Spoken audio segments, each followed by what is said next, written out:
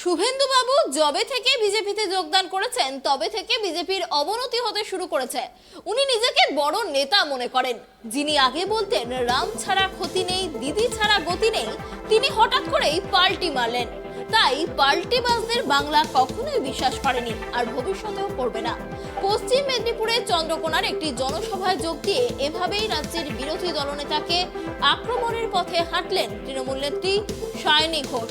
প্রসঙ্গত চলতি সপ্তাহেই ভারতীয় জনতা পার্টির ডাকে ব্লক স্তরীয় একটি সভাকে ঘিরে রাজনৈতিক টানাপোড়েন চরম পর্যায়ে পৌঁছে যায়। চন্দ্রকোনা ঝাকড়া হাই স্কুল মাঠে শুভেন্দু অধিকারীর ওই সভার অনুমতিকে ঘিরেই শুরু হয় শাসক বিরোধী তরজা। অবশেষে আদালতের দ্বারস্থ হওয়ার পর আদালতের নির্দেশে বিশেষ শর্ত সাপেক্ষে সেই সভার অনুমোদন মেলে বিজেপি শিবিরের। শুভেন্দু অধিকারী সেই সভা থেকেই কড়া ভাষায় আক্রমণ করেছিলেন রাজ্যের মুখ্যমন্ত্রী এবং রাজ্য সরকারকে। এদিন তার পাল্টা জবাব দিলেন তৃণমূল নেত্রী সায়নী ঘোষ।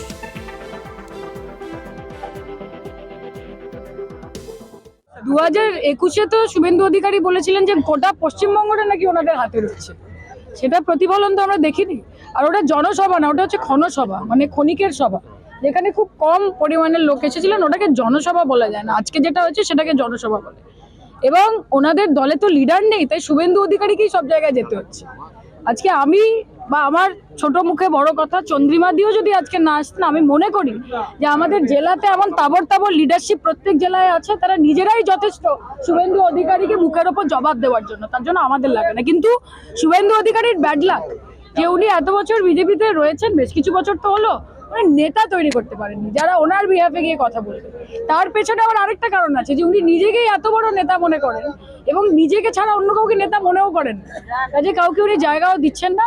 এবং উনি কি বলছেন না বলছেন, দেখুন, মানুষ ওনাকে বিশ্বাস করে না, তো কাজে খবরে থাকার জন্য এই কথাগুলো বলতে হয়। এবং আমি আগেও বলেছি, আবার বলছি, টিভির পর্দা না থাকলে এখানে বিজেপির পর্দা থাকতো। এটাও তো চিটিং হয়, এটাও তো চিটিং করে নেওয়া। 2021-এ নো ভোট টু বিজেপি বলে একটা ক্যাম্পেইন হয়েছিল সুশীল সমাজের পক্ষ থেকে, যে বিজেপিকে ভোট দেবেন না, নো ভোট টু বিজেপি। নিজের অরিজিনাল কিছু নেই। ওই ভাজপার ওয়াশিং মেশিনের যে কালো পাঞ্জাবি পরে ঢুকেছিলেন, সেটা সাদা গেঞ্জি হয়ে বেরিয়ে এসেছে।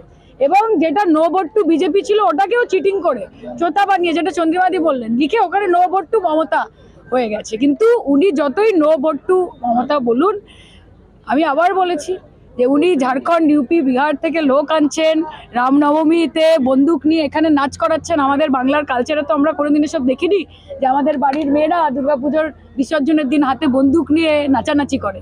কাজে উনি বহিরাগত আনতে পারেন, মানুষকে ভুল বোঝাতে পারেন, কিন্তু বহিরাগত আসে, বহিরাগত যায়। বাংলা মানুষ নিজের মেয়েকে চায়, নিজের মেয়েকে চায়, নিজের